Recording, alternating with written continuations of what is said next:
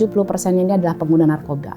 70%? 70%-nya ini adalah pengguna narkoba. Oh, jadi yang bikin over kapasitas ini, ya kebanyakan memang yang pengguna narkoba? Iya.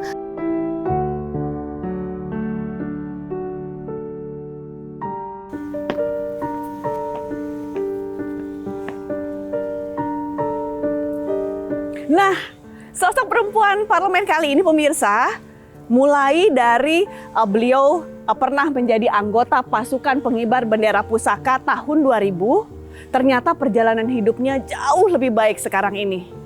Tapi untuk lebih tahu detailnya mengenai sosok perempuan parlemen kali ini, terus ikuti acara Perempuan Parlemen hingga selesai ya.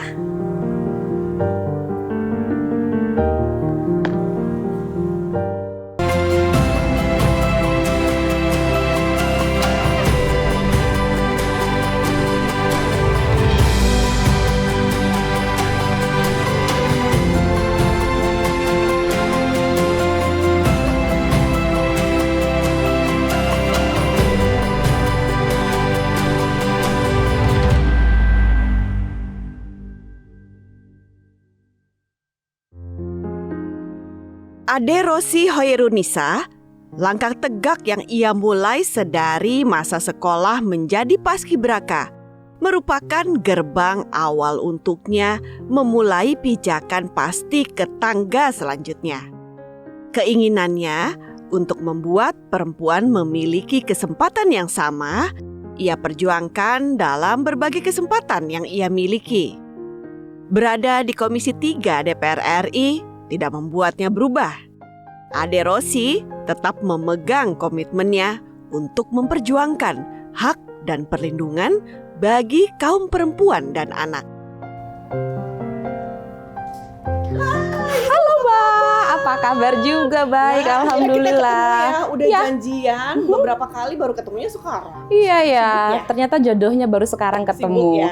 Lumayan Mbak, Soalnya lumayan. begini pemirsa, ini tuh ajang saya dengan Ibu Ade Rosi ini reunian. Ya, reunian masa lalu ya. Masa lalu karena sama-sama juga pernah menjadi anggota paskibraka. Tapi sekarang, nah dengan usia muda ternyata seorang Ibu Ade Rosi ini sudah duduk sebagai anggota DPR RI. Alhamdulillah. Tapi kalau reunian dulu nih ya sebelum kita ke ruangan Bu. Mm-mm. Masih inget nggak gayanya waktu bawa baki? Aku kan tahu Ibu waktu tahun 2000. Tahun 2000 masih kurus-kurusnya, masih lucu-lucunya. Kalau sekarang udah berubah banyak. Soalnya di rumah udah ada banyak yang lucu-lucu kan? Banyak banget. Nah, waktu itu kan tahun 2000 itu kan pembawa baki, betul Ya, ya? betul. Ini Pagi.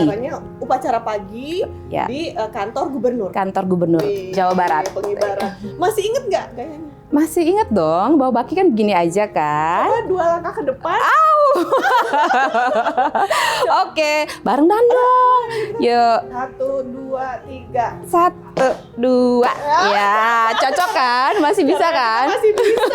Seru ya. Tapi kalau misalnya satu pengalaman sebagai anggota paskibraka yang nggak pernah bisa dilupain, momennya tuh saat kapan? Momennya saat saya jadi ibu lurah, udah gitu.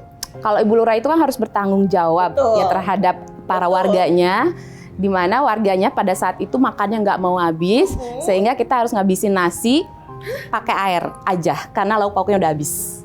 Gitulah. Tapi emang benar nih pemirsa, poinnya adalah kalau misalnya di paskibraka itu jadi ibu lurah itu memang harus yang ngurusi warganya. Tanggung Maksudnya jawab. teman-teman di sini kita bilang warganya, Betul. terus udah gitu tanggung jawabnya lebih besar dan ternyata pembawa baki di tahun 2000. Keren. Jadi nggak heran ya kalau Ibu Ade Rosi sekarang jadi anggota DPR. Alhamdulillah. Harus bagi pengalaman. Siap senior. Jadi ketahuan kalau kayak gini senior ya pemirsa, tapi saat ini udah berbalik dong ya, yang junior, yang maju, yang muda. Amin, amin. Seru kan? Nah, tapi untuk berbagai informasinya, terus udah gitu juga reuniannya, Iya. boleh dong lihat ruangan. Ayo Kita dong, ngobrol di ruangan. boleh banget. Boleh ya? Di sini takut ngalangin orang jalan, Nah, jadi kita di ruangan kita ke aja ruangan. ya. Nah pemirsa, yuk langsung ke ruangan. Yuk Bu, kita ke ruangan. Ayo.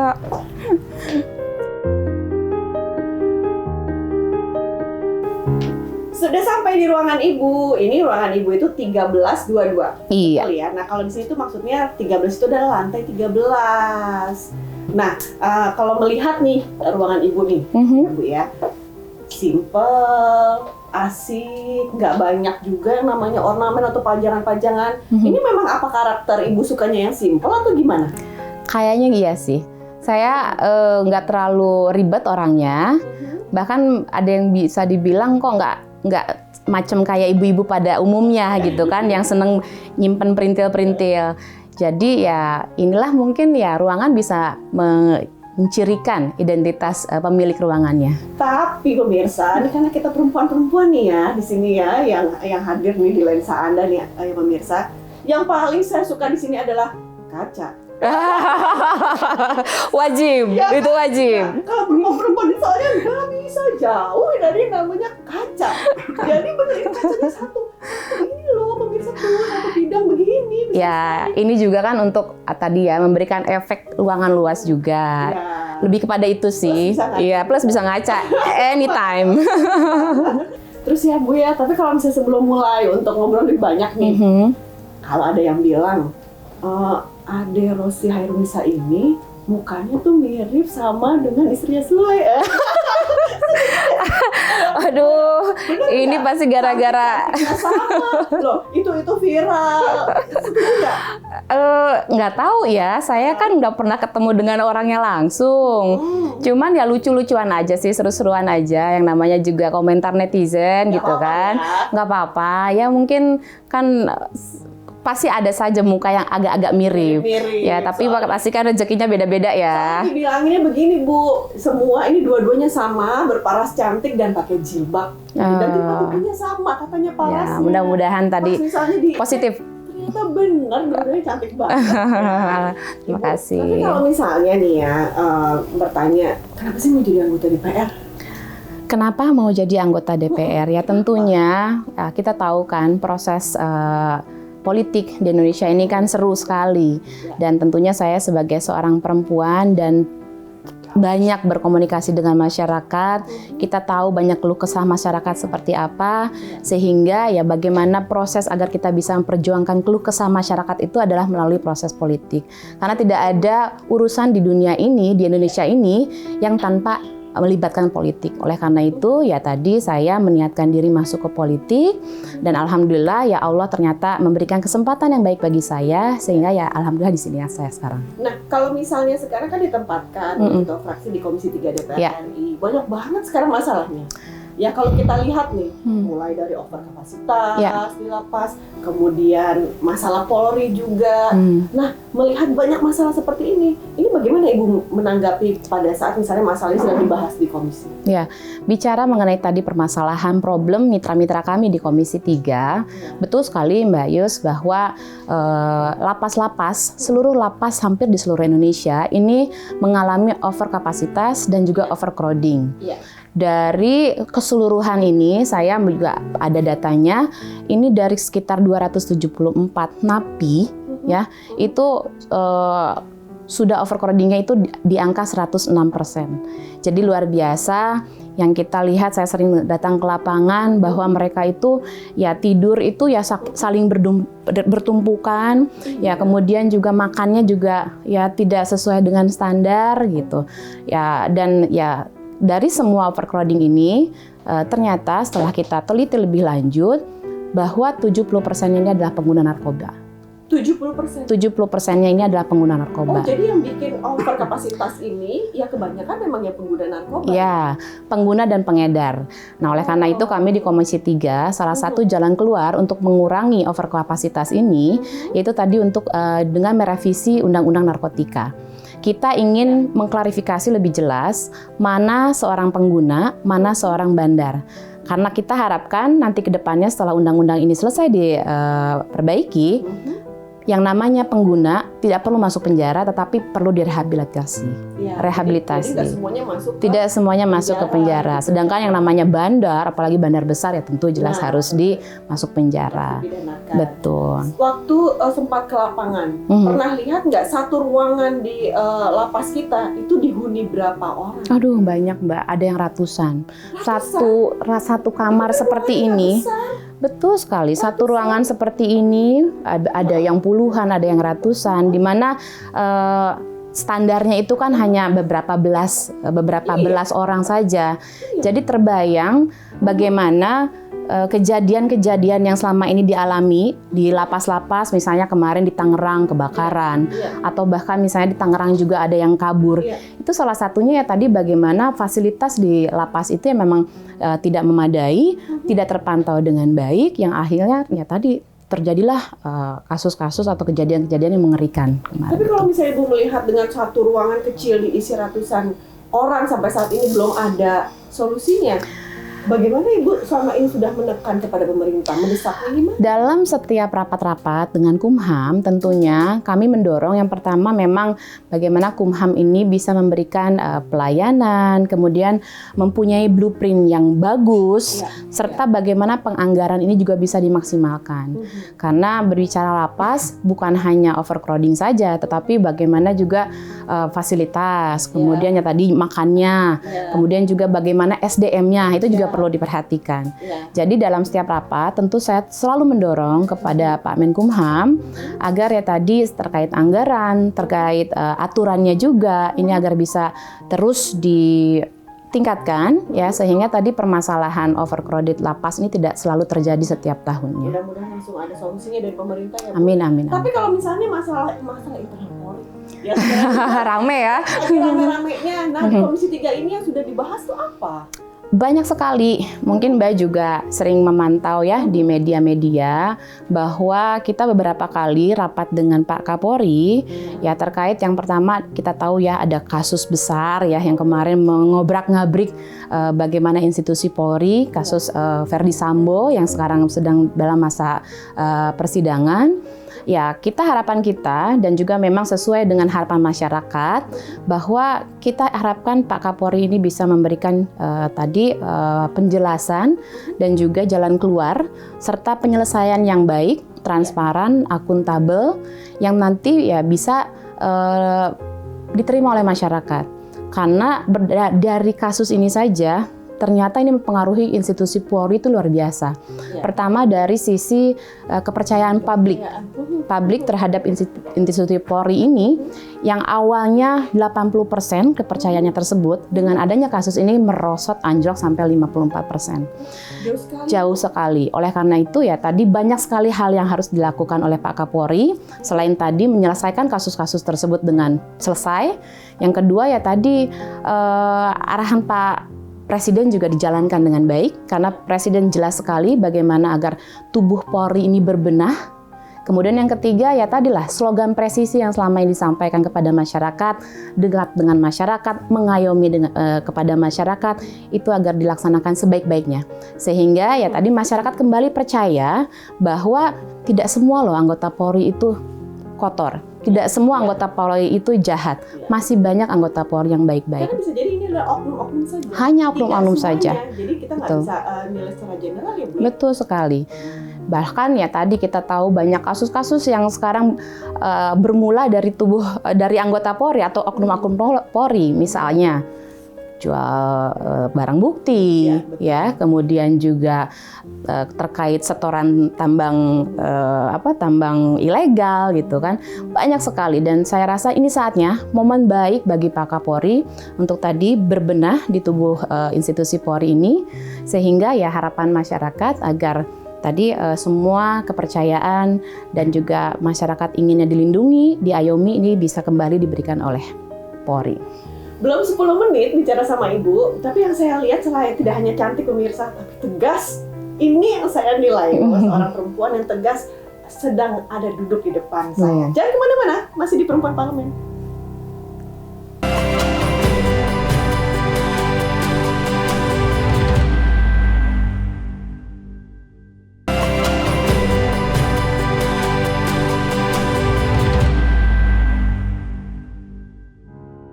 Kembali di Perempuan Parlemen, Ade Rosi Hairunisa. Ada arti nggak dari nama ini? Jelas ada. Apa? Ade karena saya anak paling kecil. Bontot? Tidak. Satu-satunya. Oh, satu perempuan. Satu-satunya. Ya, paling kecil ya paling gede ya mungkin gitulah.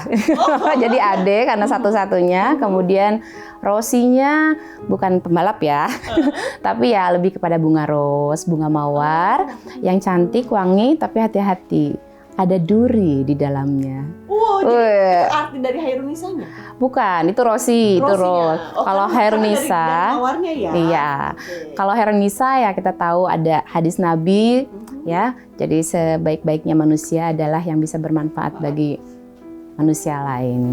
Sesuai namanya, sesuai juga parasnya. Amin. Amin, makasih. Nah, tapi ya Ibu, sejauh mana seorang Ade Rosi dekat dengan konstituennya? Ya, saya Seberapa dekat? dekat banget ya, dekat banget. Bahkan ya tadi saya tuh memang ada jaringan-jaringan yang memang simpul-simpul yang memang saya terus bina dari sebelum saya menjadi anggota DPR RI ini.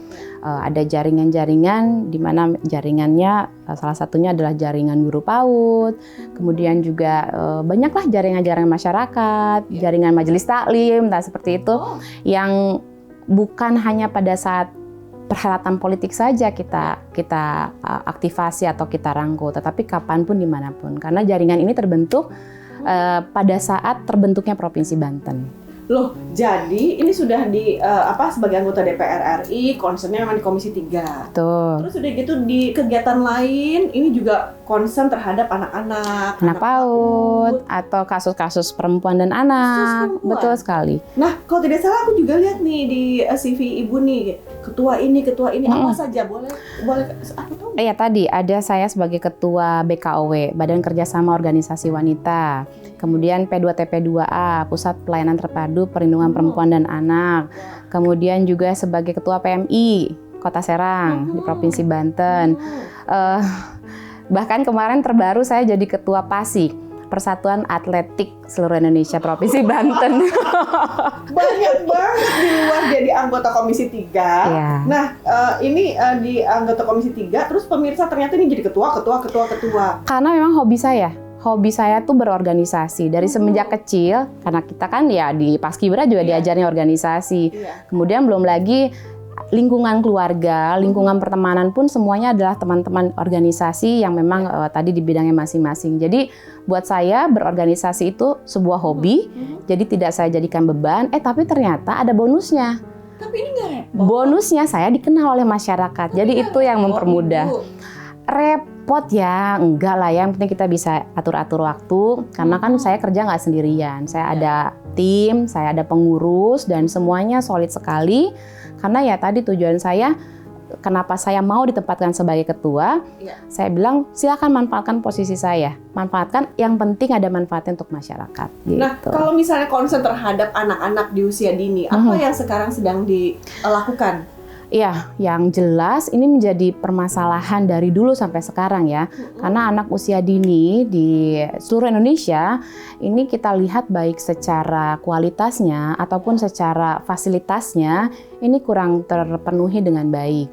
Ya, kita lihat bahwa baru sekarang nih para guru-guru PAUD ini diharuskan untuk menjadi guru PAUD yang kapabilitasnya tinggi. Misalnya, jangan hanya lulusan SMA saja, tapi harus lulusan S1.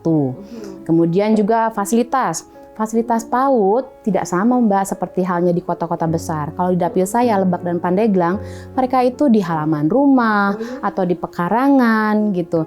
Dan semangatnya luar biasa para guru PAUD ini, walaupun tidak digaji, kadang-kadang digajinya seingetnya sama orang tua murid. Ada juga yang digajinya cuma 50.000 saja, tapi bagaimana mereka bisa memberikan tadi ya transfer ilmu yang maksimal kepada anak PAUD, itu yang saya acungi jempol. Terus apa yang sudah Ibu lakukan berkaitan dengan apresiasi yang diberikan oleh untuk para guru ya, PAUD? Saya ya tentunya sebagai ketua Himpaudi pada saat kemarin terus mendorong pemerintah kabupaten kota dan juga provinsi Banten agar bisa memberikan insentif semaksimal mungkin bagi guru-guru PAUD.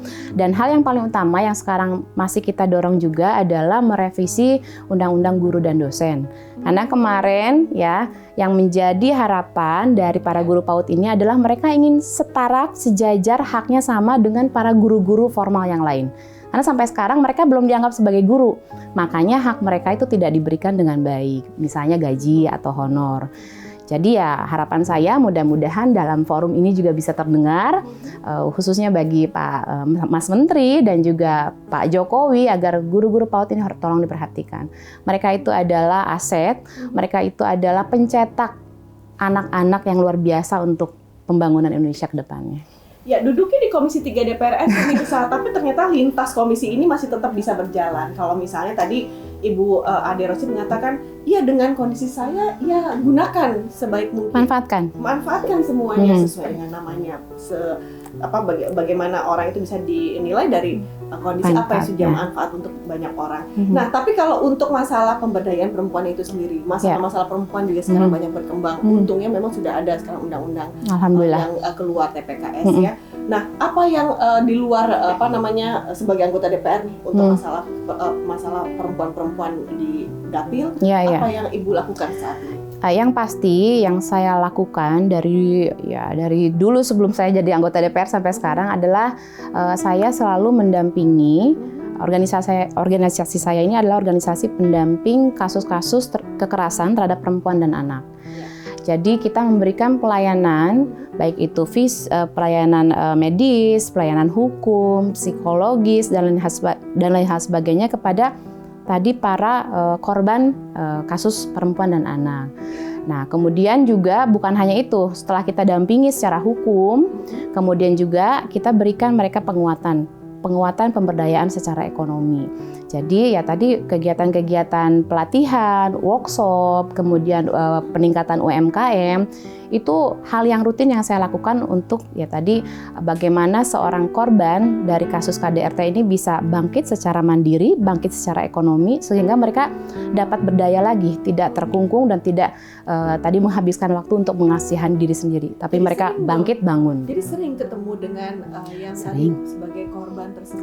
Sering banget. Makanya saya sangat bersyukur pada saat DPR RI mulai membahas lagi undang-undang TPKS dan kebetulan pada saat itu saya masuk menjadi anggota Panja di Badan Legislasi.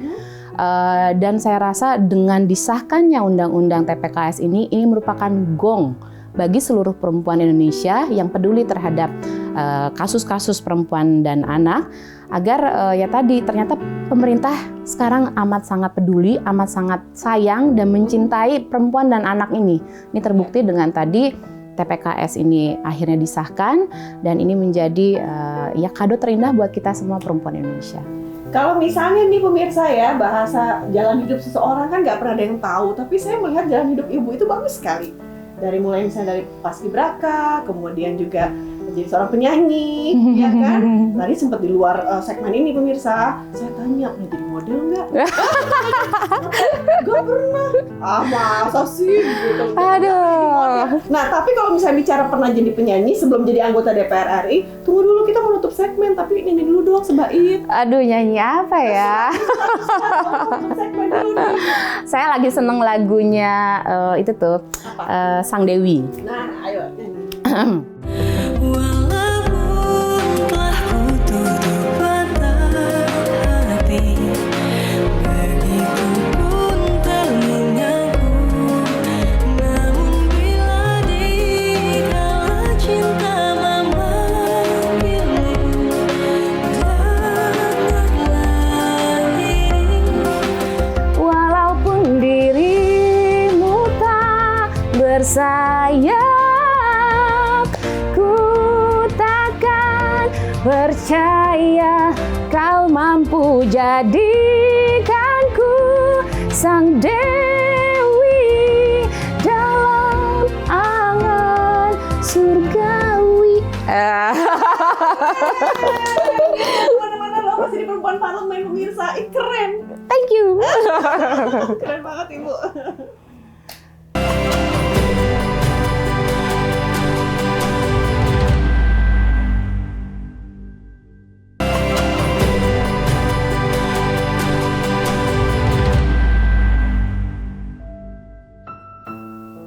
Pemirsa, ini di segmen terakhir, tapi jangan suruh saya harus nyanyi kayak Ibu Ade Rosi, nggak mungkin.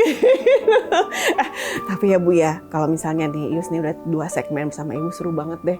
Maksudnya lihat sosok muda, terus udah gitu melihat bahwa yang muda saat ini tuh yang bisa mimpin. gitu ya. Tapi kembali lagi, seorang perempuannya kan nggak bisa dipungkirin. Jadi anggota DPR RI, terus udah gitu menjadi seorang ibu juga.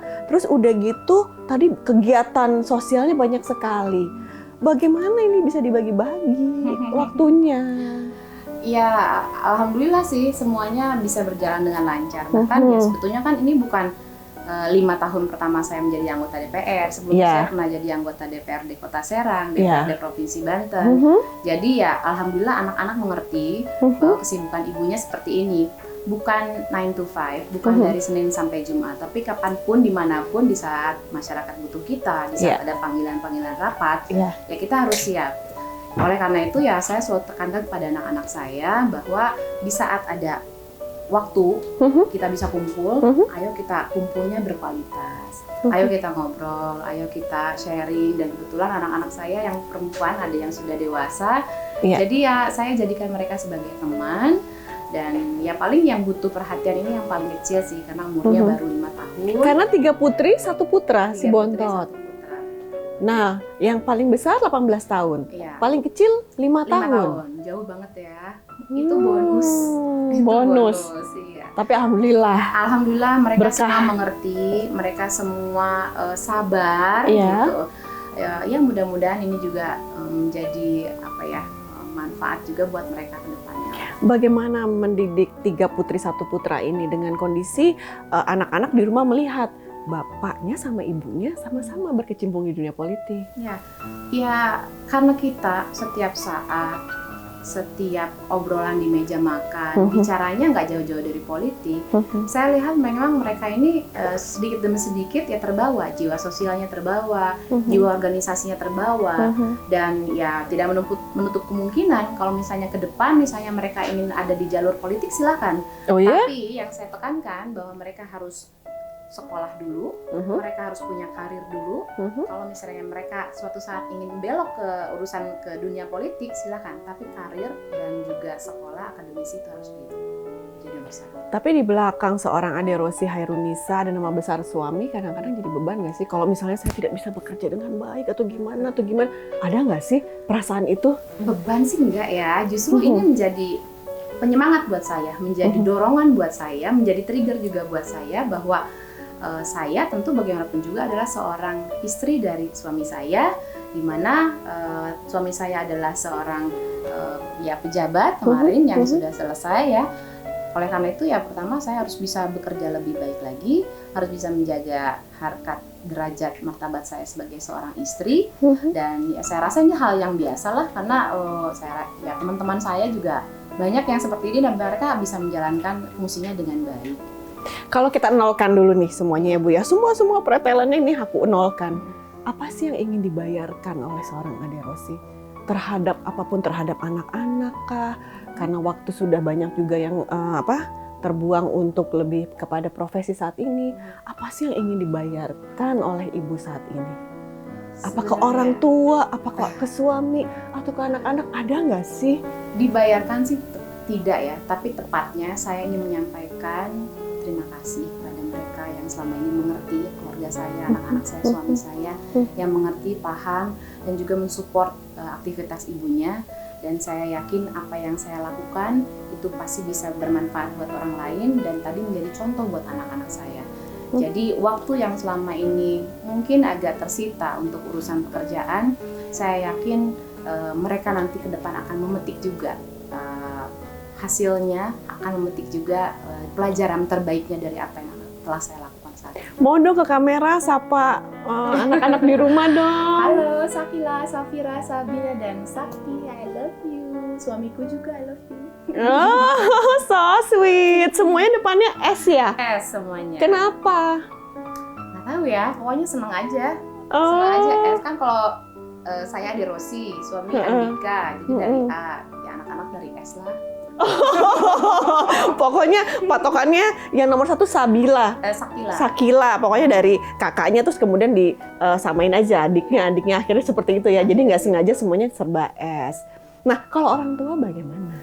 Kebetulan kalau orang tua saya dari tahun 2006 itu sudah meninggal. Jadi ya bisa dibilang saya tumbuh di dunia single parent karena saya dibesarkan oleh seorang ibu saja. Ayah saya dari kecil sudah meninggal juga. Kemudian ibu baru setelah saya punya anak juga baru meninggal. Dan alhamdulillah saya punya orang tua dari suami saya yang bagaikan orang tua bagi saya. Jadi kehilangan atau kekosongan posisi orang tua bagi saya itu tidak mempengaruhi karena ada mertua saya yang memang selama ini selalu memberikan support, doa, nasihat, dan alhamdulillah ya sampai saat ini hubungan kita semua baik-baik.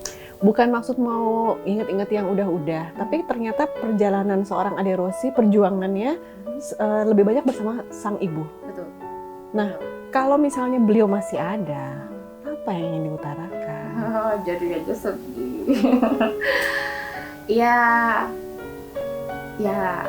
inilah saya hasil didikan mama yang selama ini mama bekerja banting tulang menafkahi saya, mendidik saya, kemudian mengajarkan saya agama. Alhamdulillah saya berkat doa mama bisa menjadi orang yang sukses, yang bisa bermanfaat sesuai dengan nama yang mama berikan kepada saya, Hairunisa. Wah, kok jadi sedih. Ternyata itu baru saya dapatkan jawabannya. Maaf ya, dari segmen 1 saya melihat sosok perempuan yang sangat tegas. Ternyata perjalanan bersama sang mama dan melihat sosok sang mama yang menjaga anak perempuannya satu-satunya, si Ade yang diambil namanya juga dari bunga mawar, wangi, tapi hati-hati juga bahwa perempuan gak selamanya lemah, terbukti dari seorang Ade Rossi Hairunisa. Makasih. Oh my God. Maaf ya. Dibuat kayak begini, dibuat nyanyi, dibuat ketawa, ujung-ujungnya dibuat sedih. Ya, harus Mbak ya. Semoga harus mama, papa diberikan tempat yang paling indah di sisi Allah Subhanahu wa taala. Sukses juga buat ibu ke depannya. Tapi kalau pesan untuk banyak anak-anak di Indonesia, untuk seluruh perempuan Indonesia, apa yang akan ibu berikan pesan dan manfaat untuk semua? Ya, pesan dari saya ya tentu sebagai seorang perempuan, kesempatan yang Allah berikan kepada kita itu harus kita maksimalkan. Dimanapun kita, siapapun kita, peran apapun, sebesar apapun atau sekecil apapun peran yang kita bisa berikan kepada masyarakat, kepada dunia ini, berikanlah sebaik-baiknya, berikanlah setulus hati, sehingga apa yang kita lakukan pada hari ini bisa bermanfaat ke depannya, bukan hanya untuk kita saja, untuk keluarga kita dan juga untuk dunia ini. Karena itu, perempuan harus saling support, harus saling jaga, harus saling dukung, dan juga ya harus saling disayangi juga oleh kaum laki-laki. Jangan sampai terjadi lagi kasus-kasus KDRT, kasus-kasus kekerasan seksual ke depan. Pemirsa, nama adalah doa. Dan nama yang diberikan oleh kedua orang tua kepada Ibu Ade Rossi Hairunisa benar-benar dibuktikan dalam perjalanan hidupnya. Itu yang saya bisa tangkap dari perbincangan kami pada hari ini, pemirsa. Dan semoga langkah-langkah yang sudah diniatkan oleh Ibu Ade Rossi akan lebih memberikan banyak manfaat kepada sesama dan tentunya kepada konstituen, dan selamat berjuang lagi untuk Terima kasih. kondisi Doakan politik ya. selanjutnya. Pasti kami doakan. Maju terus perempuan Indonesia. Sampai jumpa. Terima kasih Ibu. Sehat selalu ya. Terima kasih ya, sukses, sehat, bahagia. Keren. Terima kasih. Amin. Amin. Assalamualaikum warahmatullahi wabarakatuh. Waalaikumsalam Ibu. Seneng deh.